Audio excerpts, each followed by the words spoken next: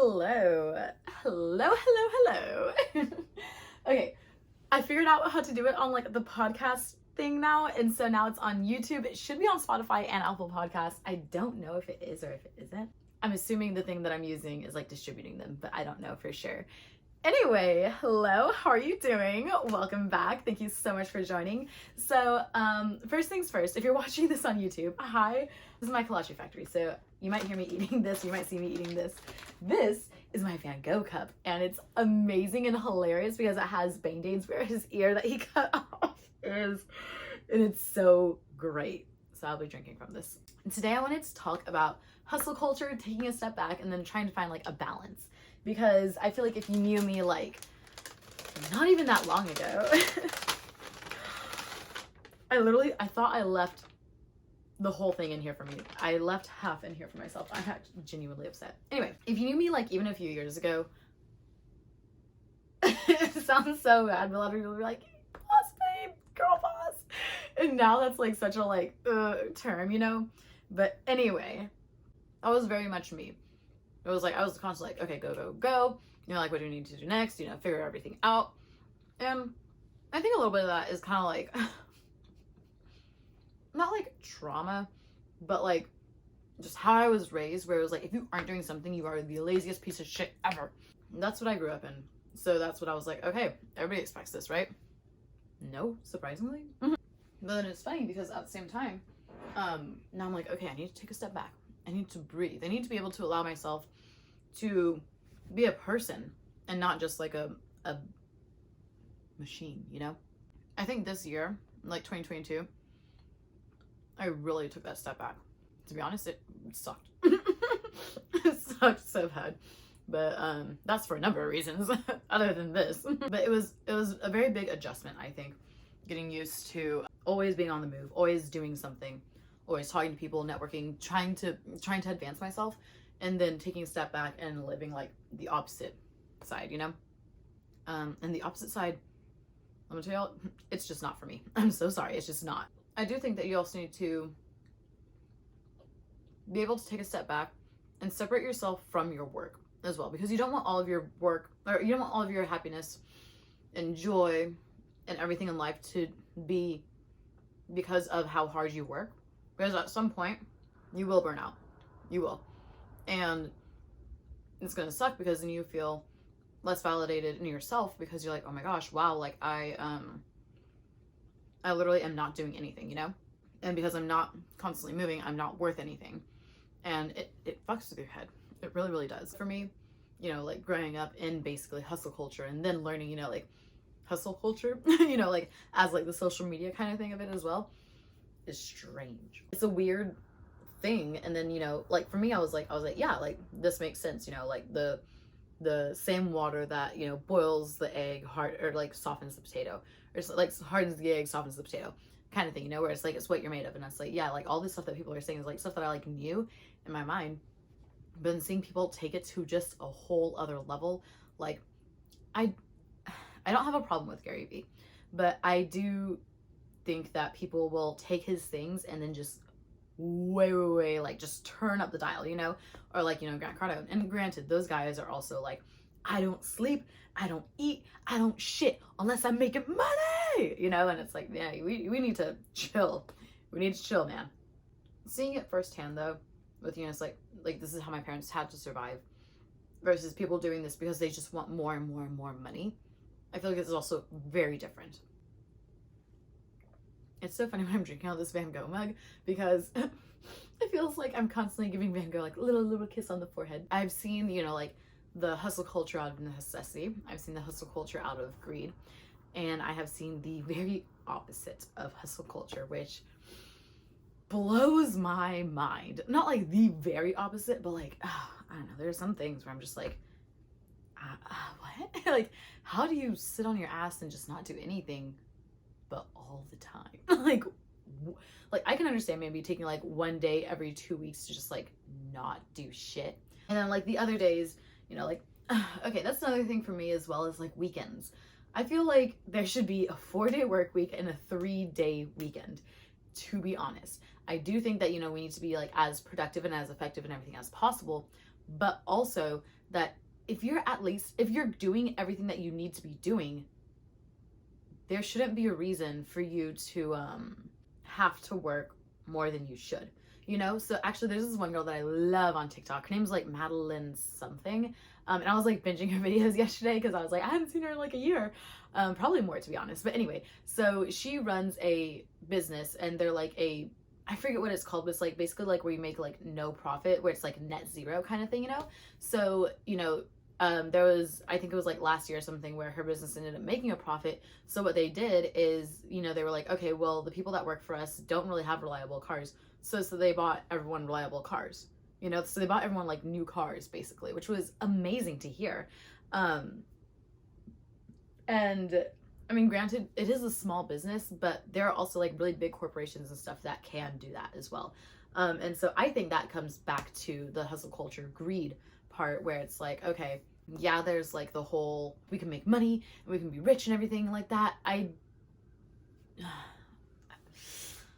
don't know, to me it's kind of tricky, because like growing up in like a household where it's like, okay, we are not going to be obviously super wealthy, you know, it's like an aspiration, but then at the same time I do feel like you, in order to get like Jeff Bezos wealthy, Elon Musk kind of wealthy and stuff like that, there's some underhanded shit that you have to do that I wouldn't be willing to do morally.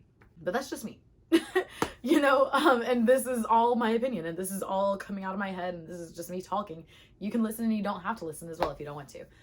But anyway, I think there's a better way to live than the constant hustle, than no hustle. There's a good in between, like I said, you know, like a 3-day weekend and a 4-day work week, you know, as long as you're making sure that you're getting everything done, but not taking advantage of like, yeah, I only work like 3 days, so I kind of don't have to do anything. You do have to do something. You have to make sure that all of the time that you're spending counts. And that doesn't mean work 40 hours in 4 days. That doesn't mean 10-hour days at a time. That is stupid.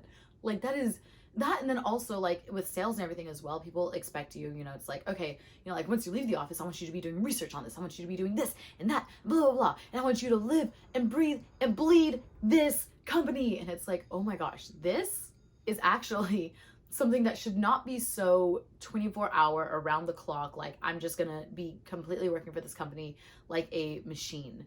That is insane to me. I don't know, I would never want to do that. I do understand, you know, like from a corporation standpoint where you're like, I want my employees to care. I would want my employees to care. I wouldn't want them to care so much that they, you know, sacrifice their sleep, they sacrifice their mental health, that they sacrifice their safety and everything as well, and sacrifice family time.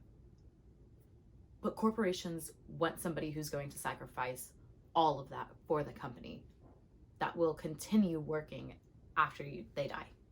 You know, it's like, the thing is like, companies want people to be indisposable to them.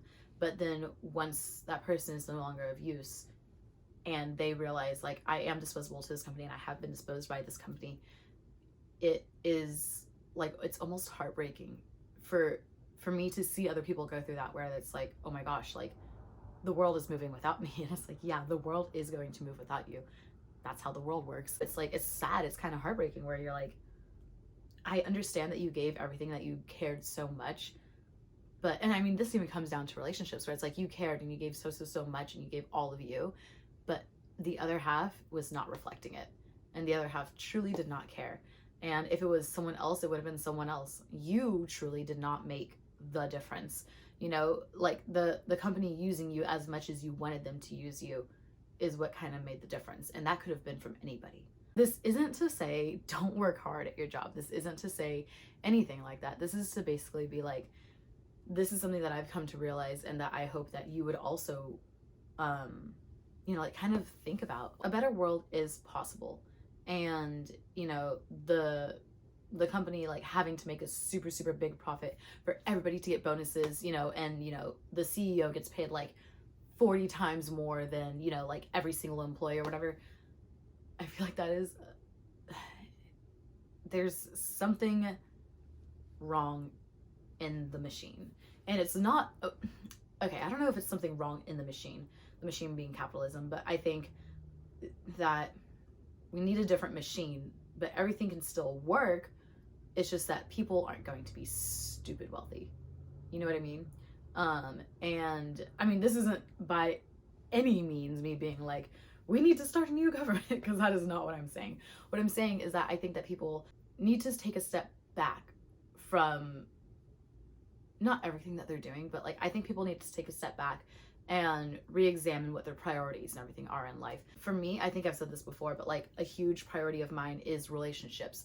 And so I think I say this in like every, I've only had 3, like this is my 3rd, but like I think I've said this multiple times though, like on like any social media and everything like that as well, where it's like the most important thing to me is a relationship with somebody, not just romantic, not just friendship, but like any type of relationship that I could ever have with somebody, where, you know, it's like brother, sister, you know, mother, son, you know, like whatever it is, you know, like those relationships are something that are so sacred and so important that we need to make sure that we are able to cultivate those relationships with people. And one way to make sure that we do is to make sure that we spend quality time, which is a huge love language for me, like quality time and words of affirmation, having something genuine with someone. So I feel like the mindset with hustle culture and everything is like, you know, it's like, you know, you can worry about family, you can have a family later, you can have, you know, like a wife later, you can have a girlfriend later, you can have you know, like a children later, you take care of your dog later, you know, like hire out people to do that while you make money, while you go after it and you work your hardest for somebody else. Or, you know, work your hardest for yourself, which working hardest for yourself as well is really cool and it's really, really self-satisfying. But at the same time, you're not wasting, but you're putting aside all of the other things that are invaluable with time.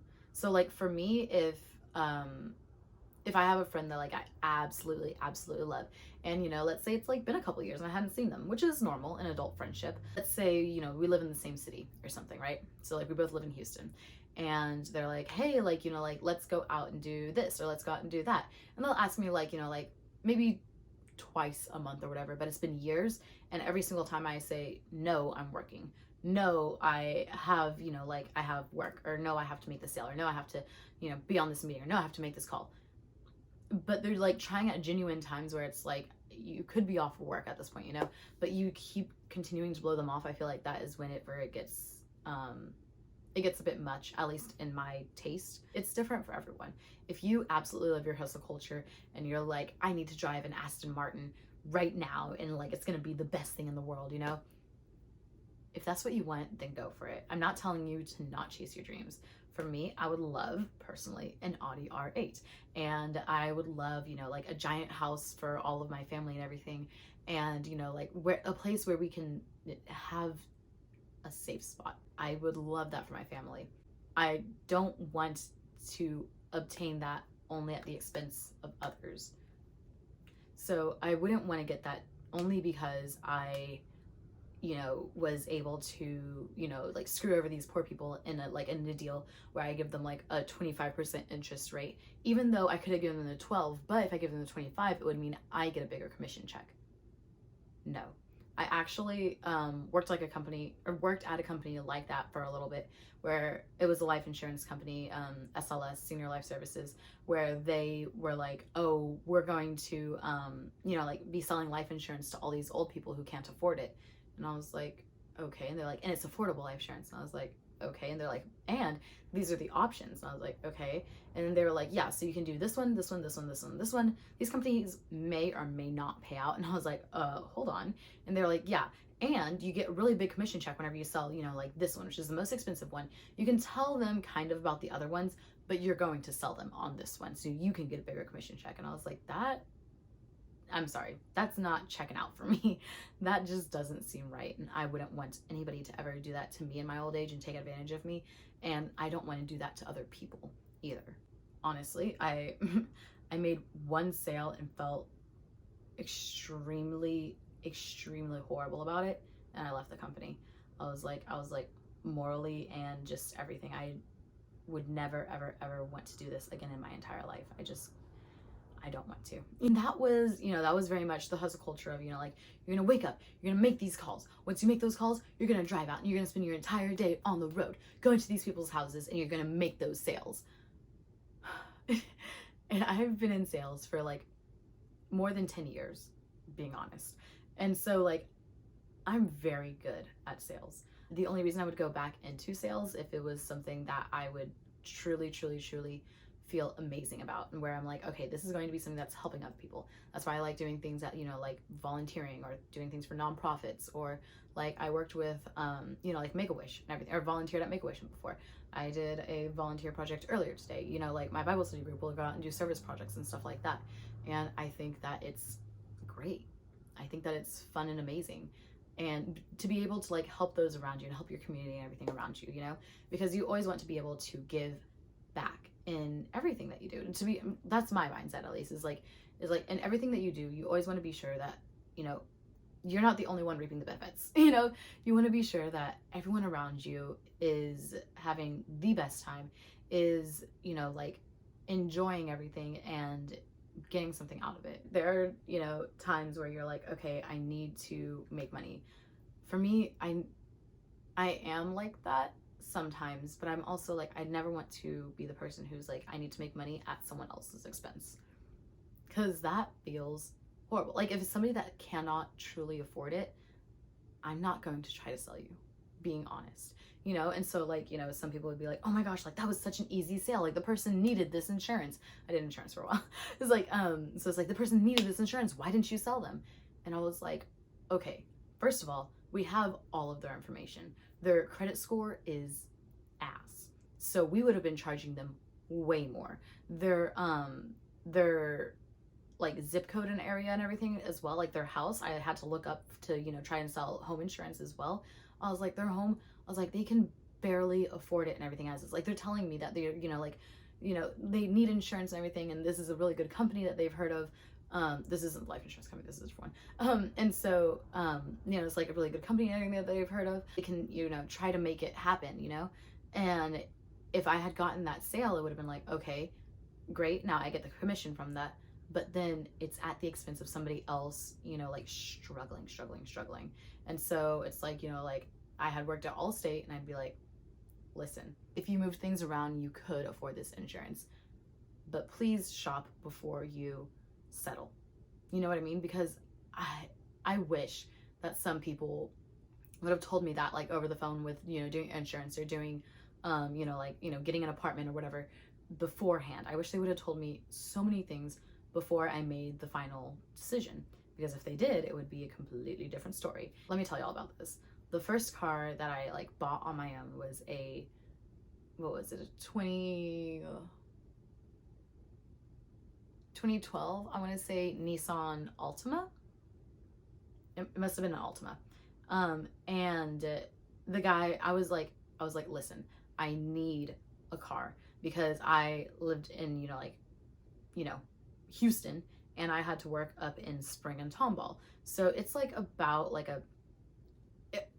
let me just tell you all this.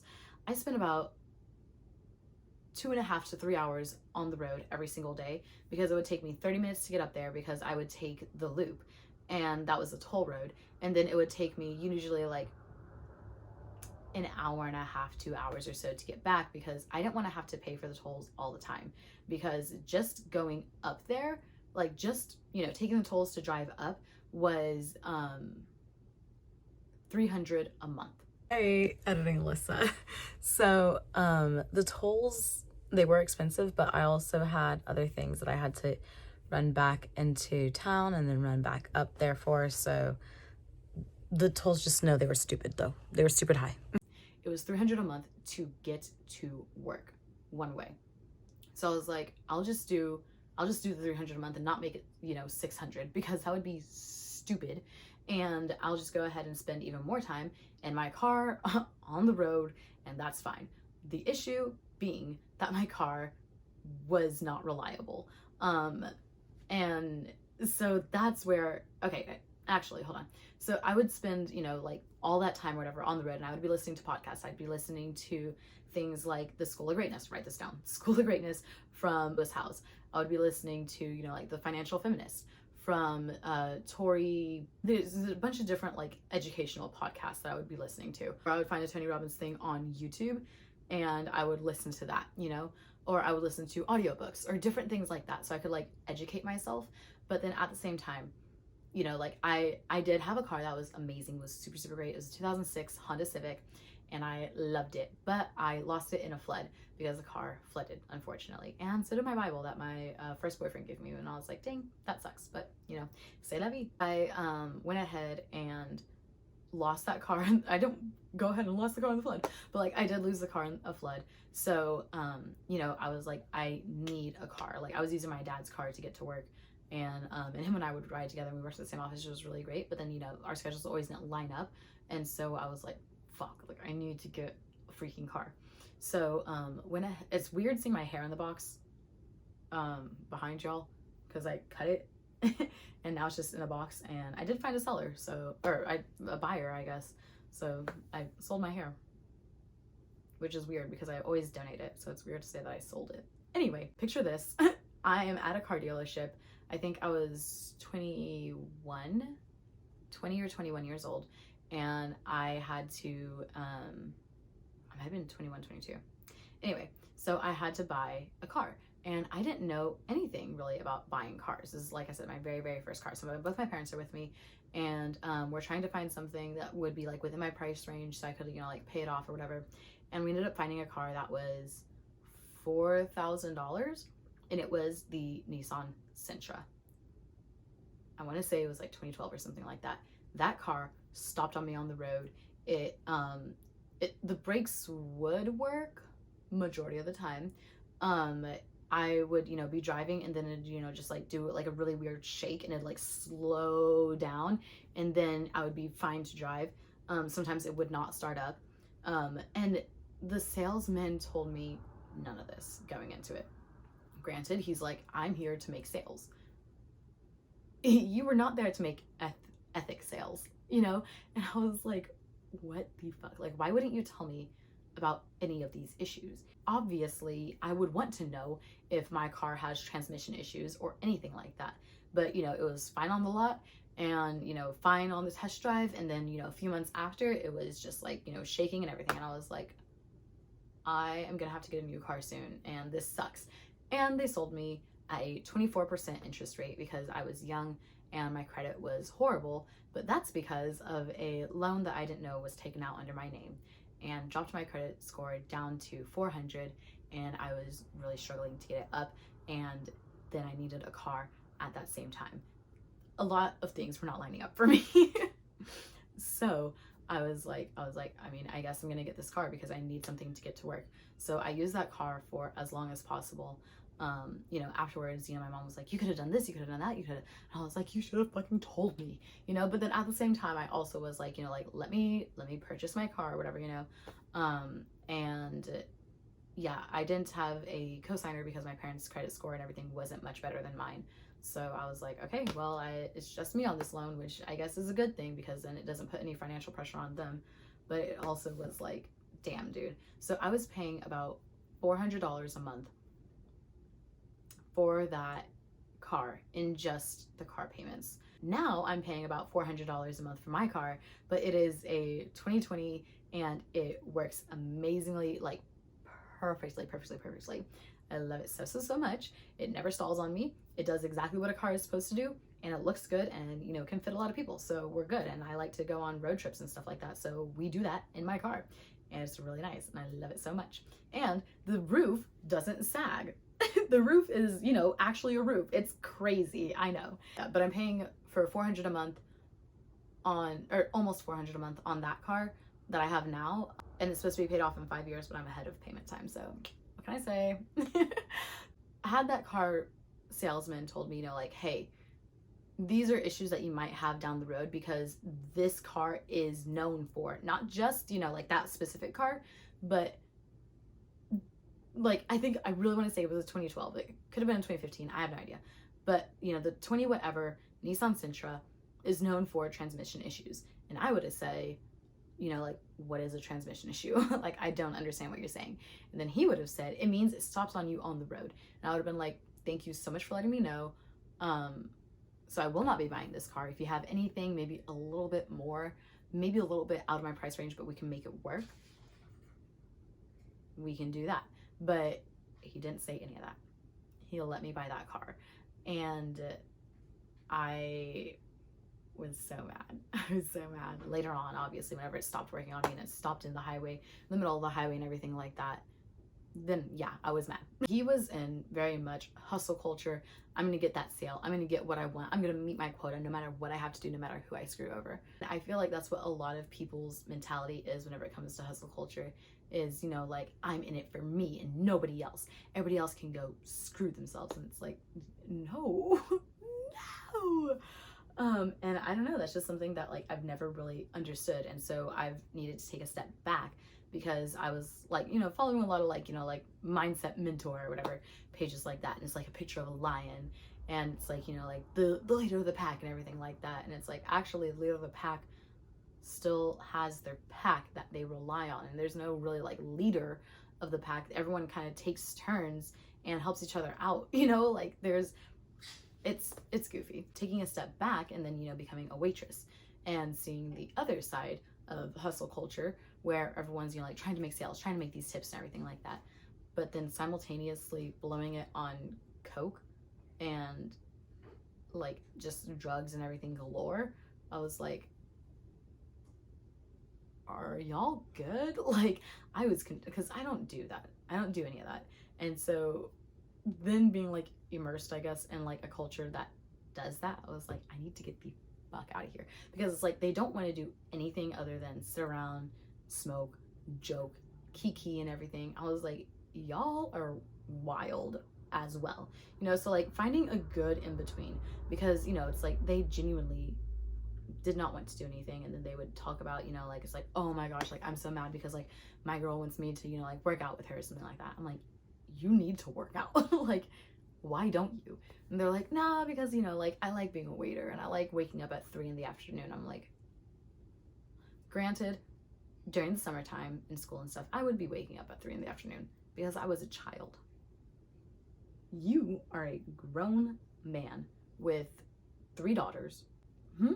You know, like, I'm just, could you clarify this for me? And there's that side of like, I guess like anti-hustle culture or whatever, you know. But I think that there is a good in between where it's like, you know, you can work, you can put in everything that you need to, but you don't need to burn yourself out. But you don't need to just continue going forever and ever and ever and never seeing anyone that you love, because at the end of everything, what you have are the people around you and the people who love you and the love that you've given and the love that you receive back.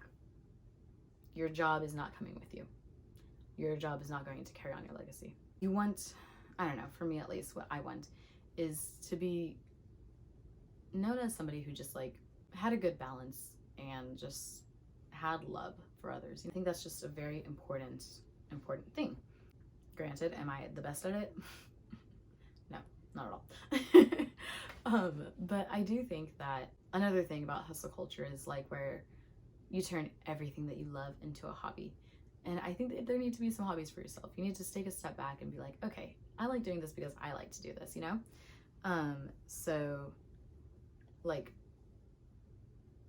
I would try to, you know, like do really, really well on social media and then pitch to companies and be like, look how good I'm doing on social media. Like, work with me, you know? And now I'm just like, I'm just on social media because I like social media. Because I like talking to people and I like making some goofy videos, and I like, you know, like on TikTok at least is like goofy videos and mainly my personality. On Instagram it's more like, you know, like, hey, here's recaps of whatever I do or whatever, you know. But I don't know, I like putting those things out there and being more authentic with it rather than like performative for social media or whatever. And, you know, like with the podcast as well, like I'm not really doing this to get deals, at least for the first year. I don't know, I think I'll see how it goes for a year. But I'm just doing this because this is something that I really like and I really, really enjoy.